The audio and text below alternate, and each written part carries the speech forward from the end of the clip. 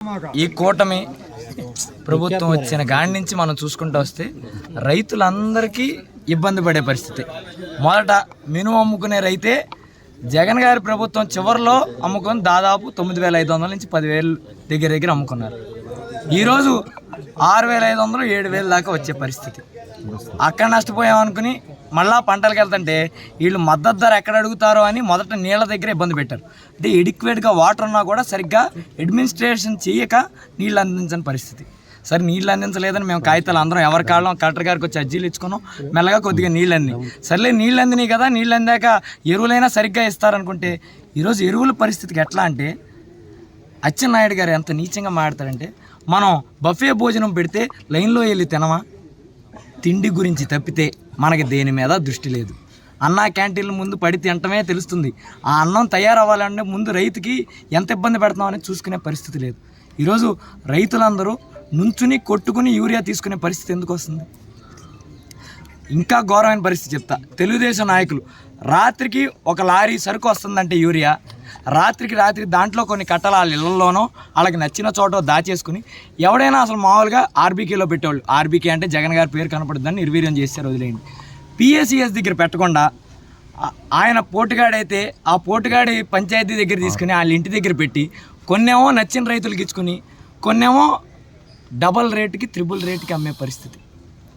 ఈరోజు మినుము దగ్గర దెబ్బ కొట్టి వాటర్ సరిగ్గా రాక మోటార్లు పెట్టుకుని ఈటి కప్పులు చేసుకుని మళ్ళీ ఇప్పుడు యూరియా కట్టల్ని డబల్ రేటుకి త్రిబుల్ రేటుకి కొనుక్కుంటే రైతు బతికి బయట కట్టగలడా?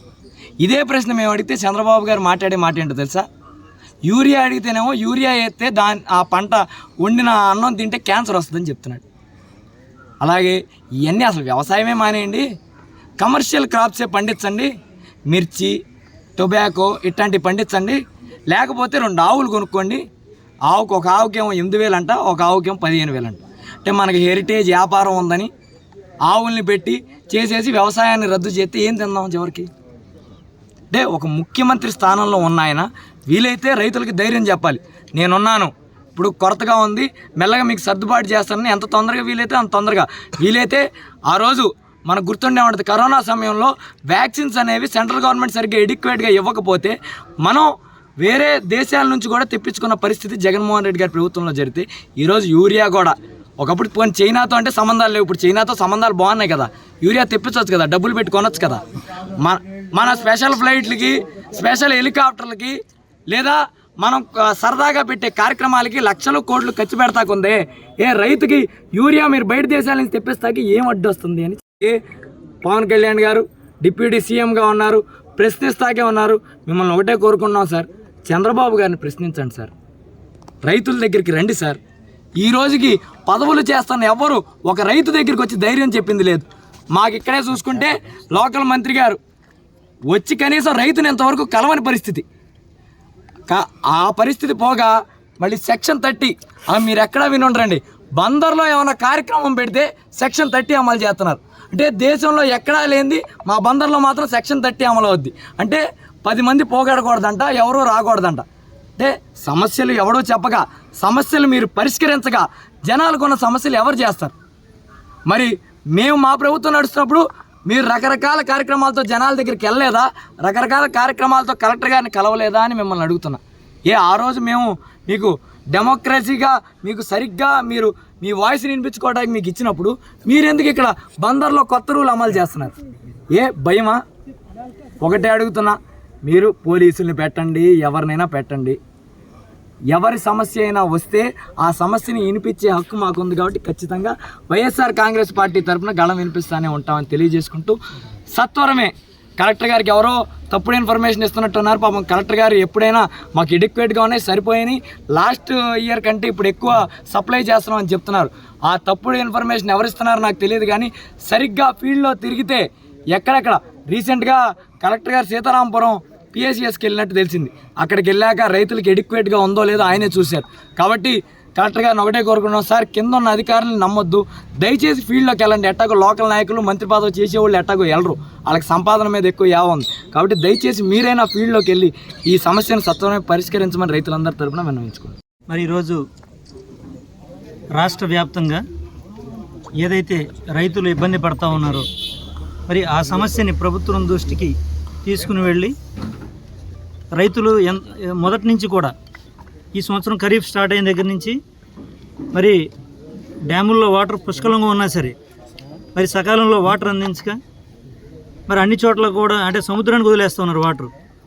సముద్రానికి వదిలేస్తూ సరైన వాటర్ మేనేజ్మెంట్ చేయక, కాలువలు ఆధునీకరణ చేయక, వాటర్ సక్రమంగా ఇవ్వకపోగా మరి ఆ వరుణుడి సాయంతో కొంతమంది నాట్లు ఉడుపులు ఉడుచుకుని, కొంతమంది వెదజల్లి, ఈ విధంగా ఏదో ఒక విధంగా మళ్ళీ ప్రభుత్వం దృష్టికి తీసుకుపోతే కాస్త నీళ్ళు వదిలేరు. తర్వాత వరుణుడి సాయంతో కాసంత లైన్లోకి వచ్చినాయి. మరి ఈవేళ ప్రతి ఎకరానికి ప్రతి సెంటుకి కూడా ఏదైతే ఉందో వ్యవసాయానికి సంబంధించి యూరియా కానీ ఎరువులు కానీ అందించాలి. అవి కూడా గత ప్రభుత్వంలో మీరు గమనించినట్టయితే మా జగన్మోహన్ రెడ్డి గారి 5 సంవత్సరాల పరిపాలనలో మీరు ఒకసారి గమనించండి, ఏ ఒక్క రైతన్నా ఒక నీళ్ల గురించి కానీ, ఏ ఒక్క రైతన్నా యూరియా గురించి కానీ రోడ్డు ఎక్కడం మీరు ఎవరైనా చూసారా? 5 సంవత్సరాల కాలంలో ప్రతి ఒక్క రైతుకి కూడా ఎవరికి ఎన్ని కావాలన్నా సరే ఎరువులు కానీ, యూరియా కానీ, పెస్టిసైడ్స్ కానీ ఏవైనా సరే అన్నీ కూడా రైతు భరోసాల ద్వారా రైతు ముంగిటికి తీసుకొచ్చారు జగన్మోహన్ రెడ్డి గారు. ఇవాళ రైతు భరోసాలు మొత్తం నిర్వీర్యం చేశారు. ఎక్కడ కూడా కనీసం దానికి స్టాఫ్ ఉన్నారు, అందరూ ఉన్నా సరే కనీసం దాన్ని వాడుకలోకి లేదు. మరి మీరు చూసినట్లయితే ఇవాళ పోలీసులను పెట్టారు. ఒక లోడ్ వచ్చింది ఒక పిఎస్సిఎస్కి, రాగానే ఒక 4గురినో 5గురినో పోలీసు వాళ్ళని పెట్టడం, వాళ్ళ ద్వారా పంపిణీ చేయడం ఎరువుల్ని. గతంలోనూ మీరు ఎవరైనా చూసారా పోలీసులతో పంపిణీ చేయడం? ఎక్కడ కూడా లేదు కదా. ఈవేళ ఆధార్ కార్డు కావాలి, మనకు వ్యవసాయానికి సంబంధించిన పాస్బుక్లు ఇవన్నీ పట్టుకెళ్తే కానీ ఒక ఎకరానికి అరకట్ట. అవి కూడా వాళ్ళకి సంబంధించిన పార్టీ మనిషే కాదా మొహం చూసి ఇస్తున్నారు టోకెన్. అది కూడా కాబట్టి మీరు కనుక్కోండి, నేను చెప్పేది అబద్ధం అయితే కనుక. రీసెంట్గా నిన్న కాక మన కన్సర్న్లో కూడా అదే జరిగింది. మా పెడన కాన్స్టిట్యున్సీలో చేతిలో టోకెన్ పెట్టి ఇతను మన పార్టీ వాడు కాదని ఆ టోకెన్ వెనక్కి తీసుకున్నారు. ఆ అబ్బాయి పేరు కూడా చెప్తాను, నాని ఆ కుర్రోడు పేరు. ఇట్లా ఉంది పరిపాలన. గత ప్రభుత్వంలో ఏ రోజన్నా ఇలాంటి వివక్షత ఉందా?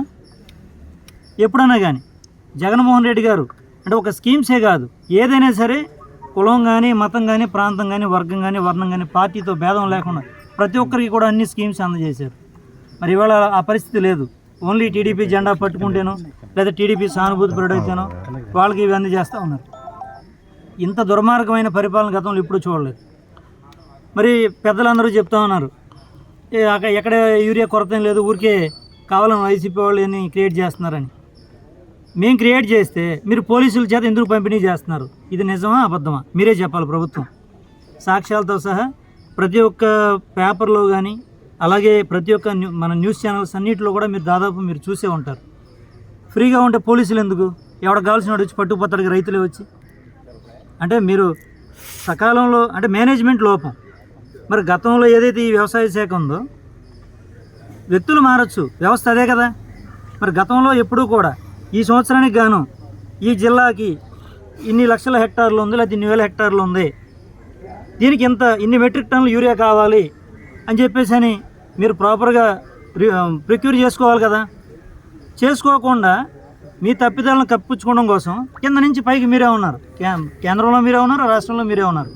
ఇంకా గమనించాల్సింది ఏంటంటే బీజేపీ పాలిత ప్రాంతాలు గమనించండి దయచేసి. నేను ఎందుకు చెప్తున్నాను, మీ ప్రభుత్వమే ఎందుకు సకాలంలో అందించట్లేదు? అడ్మినిస్ట్రేషన్ లోపం, అదే పరిపాలన, అదే వ్యవస్థ. గతంలో ఇప్పుడు జగన్మోహన్ రెడ్డి గారి పరిపాలనలో ఈ విధమైన ఎక్కడ లోపాలు లేవు, ఖచ్చితంగా చెప్పగలం గర్వంగా కూడా. ఉదాహరణకి పెడన కాన్స్టిట్యున్సీలో గూడూరు మండలం 8,800 హెక్టార్లు, పెడన మండలం 8,900 హెక్టార్లు, బంటిమిల్లి మండలం 5,300 హెక్టార్లు, కుర్తువెన్ను 3,000 హెక్టార్లు, సుమారు 2,700. దగ్గర దగ్గర మొత్తం అన్నీ కలిపి ఒక 20,000 హెక్టార్లు, అంటే సుమారు ఒక 60,000 ఎకరాలు వస్తుంది ఇంచుమించుగా, కొంచెం రఫ్గా. ఎంత కావాలండి?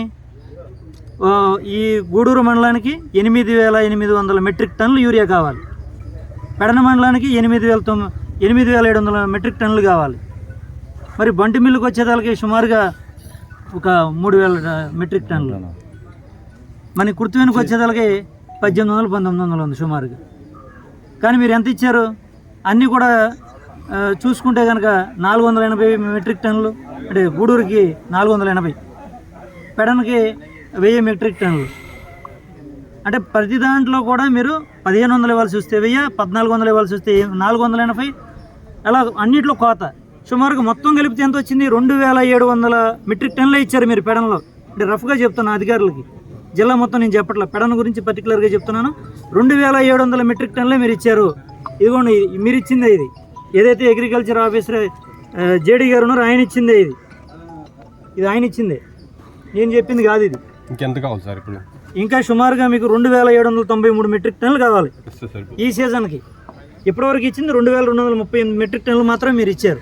ఇంకా 2793 అంటే సుమారుగా 2800 మెట్రిక్ టన్నులు కావాలి. మరి మీరు ఇచ్చారా? ఇవ్వలేదు కదా. మరి ఇంకా ప్రతిపక్షం గొడవ చేస్తుందంటారేంటి? మేము ప్రజల కనీసం ఈ విధంగా ఫోర్స్ చేసి ప్రభుత్వం దృష్టికి తీసుకొస్తే ఏదైనా మంచి చేస్తారు. ఎందుకంటే ఇలాగ బ్లాక్ మార్కెట్ను కూడా నిరోధించవచ్చు. ఎందుకంటే ఈవేళ వ్యవసాయం స్టార్ట్ అయిన దగ్గర నుంచి నీళ్ళ ఇంజిన్ల ఖర్చు, మరి ఇట్లాగా ఏదైతే మందులకు కూడా ఎక్సెస్ పెట్టేసి 260 రూపాయలు, 262 రూపాయలు కట్ట, యూరియా కట్ట బయట ఎంత అమ్ముతున్నారు? 450, 500 సుమారుగా, ఇంకా ఎక్కువ కూడా అమ్మచ్చు. అంటే డబల్ పెట్టేసి అంత రైతుకి ఏం మిగిలిద్ది? ఇంకా 6 కాలం కష్టపడితే మినువులు కూడా అంత 6200, 6300, 9000 చిల్లర మేము మా ప్రభుత్వంలో అమ్మింది. ఒకసారి మరి ఇన్పుట్ సబ్సిడీలు కూడా తీసేశారు. మీరు గమనించినట్టయితే కనుక ఇన్పుట్ సబ్సిడీలు కూడా తీసేశారు. జగన్మోహన్ రెడ్డి గారి ప్రభుత్వమే భరించేది ఆ ఖర్చులన్నీ కూడా. మరి ఇలాంటివన్నీ కూడా రైతులన్నీ ఇన్సూరెన్స్ ఏదైతే రైతులకి నష్టపరిహారం కింద ఆ క్రాప్ ఇన్సూరెన్స్ ఇచ్చేవాళ్ళు, అవి కూడా లేవు. మేము డిమాండ్ చేసేది ఒకటే, కలెక్టర్ గారి ద్వారా కానీ ఆర్డీఓ గారి ద్వారా కానీ ఈ రాష్ట్ర ప్రభుత్వానికి ఖచ్చితంగా ప్రతి ఒక్కరికి కూడా ఫ్రీగా ఎరువుల్ని అందించండి. రెండోది, ఏదైతే ఇన్పుట్ సబ్సిడీలు ఇవన్నీ ఉన్నాయో అవి మళ్ళీ రెగ్యులరైజ్ చేయండి. ఏ అయితే ప్రభుత్వానికి అనుకూలంగా ఉన్న పత్రికలు ఉన్నాయో, ఏ అయితే ఛానల్ ఉన్నాయో ఆ ఛానల్ కూడా రైతాంగానికి ఈరి అందక ఇబ్బంది పడుతున్నారని చెప్తున్నాయి. ఇవాళ మొన్న లంకపల్లిలో ఒక రైతులు పడే ఇబ్బందులు ఫోటో తీసేస్తే అది ఫేక్, ఆ ఫేక్ వాళ్ళ మీద కేసులు పెడతా ఉంటారు. ఇంకొక మాట ఏమంటారంటే, మీరు వ్యవసాయం చేయడం కంటే ఆవులు కొనుక్కోండి, 2 ఆవులు కొనుక్కుంటే మీ బతుకు తెరుగు బాగుంటుందని చెప్తున్నారు. ఇంకో పక్క ఏం చెప్తారు, అసలు పాత ప్రభుత్వంలో గవర్నమెంట్ జగన్ గారి ప్రభుత్వంలో రైతులు బాగా ఇబ్బంది పడ్డారు, నేను బ్రహ్మాండంగా అద్భుతంగా చేస్తున్నాను అని చెప్తున్నారు. పోయినసారి 2200కి బీపీటీలు అమ్ముకున్నారు, 9000కి మినువులు అమ్ముకున్నారు. ఈ సంవత్సరం 1500, 1600 బీపీటీలు, 7000 రూపాయలు మినువులు. అంటే 10 ఎకరాల రైతుకి కనీసం 3 లక్షల రూపాయలు లాస్ అయింది. అదట్టా ఉందనుకుంటే ఇవాళ యూరియా కొరత తీవ్రంగా ఉంది. అన్ని పేపర్లోనూ, అన్ని పిఎస్సీలోనూ, అన్ని టీవీల్లోనూ యూరియా కొరత సంగతి చెబుతుంటే యూరియా కొరత ఎక్కడ లేదు, కృత్రిమంగా అన్నారు. ఆ కృత్రిమంగా సృష్టించింది ఇప్పుడున్న ప్రభుత్వం. బ్లాకులో అమ్ముకుంటానికి వాళ్ళు అరుణాయులకి వీలుగా ఇది చేస్తున్నారు. మేము అడిగేది ఏంటంటే 1,20,000 టన్నులు వరికి ఇవాళ యూరియా కావాలి ఆంధ్ర రాష్ట్రం మొత్తం. అట్లాగే ఒక 20,000 అరటి తోటలకు కావాలి. మొత్తం 1,40,000 టన్నులు ఆ యూరియా సరఫరా చేస్తే రైతాంగానికి ఇబ్బంది లేకుండా పోతుంది. మేము ఇవాళ వచ్చింది కేవలం రైతాంగాన్ని నష్టపడుకోకుండా రైతాంగాన్ని ఆదుకుని వ్యవసాయం బతికించమని అడగడానికి వచ్చాం. దీనికి కూడా ఇళ్ళ కాడ నుంచి కదలకుండా కేసులు పెడతామని ఫోన్లు చేయటం, దారిలో ఆపడం, బార్కెట్లు పెట్టడం, ఎన్ని పెద్ద దుర్మార్గమైన పని. ఇది ఇవాళ ఎన్నికలు లేవు, మేము చేసేది ఎన్నికల పోరాటం కాదు. ఇది ప్రజల కోసం, రైతాంగం కోసం, వాళ్ళ గొంతులో కలిపి మా గొంతు కూడా వినిపించడం కోసం మేము ఇక్కడికి వచ్చాం. దీన్ని ఇబ్బంది పెట్టడం సరైన పద్ధతి కాదు. ఖచ్చితంగా ఈ ప్రభుత్వం రైతాంగాన్ని ఎన్నుపోటు పొడిచి రైతాంగాన్ని నాశనం చేసే పరిస్థితి తీసుకొస్తున్నారు. మొత్తం అంతా రియల్ ఎస్టేట్ చేసి భూములు ఇవి లేకుండా రైతాంగానికి అమ్ముకుంటాం కోసం చెప్తున్నట్టుంది. ఆవులు కొనమని కొనమని. ఖచ్చితంగా రైతాంగాన్ని బతికించాలా. ఇది ఆంధ్ర రాష్ట్రం అంతా వ్యవసాయం మీద ఆధారపడిన రాష్ట్రం. దీన్ని బతికించకపోతే చాలా ఇబ్బంది పడతాం. అందుకని ఇవాళ రైతాంగ తరఫున మేము వచ్చాం. మీరు కూడా మమ్మల్ని అర్థం చేసుకుని ఈ ప్రజలు చేసే పోరాటాన్ని, ఇది వైసీపీ పోరాటం కాకోకుండా రైతాంగ పోరాటంగా ఈ ప్రభుత్వానికి తెలియజేస్తాను. మీడియా మిత్రులకి అందరికీ నమస్కారం.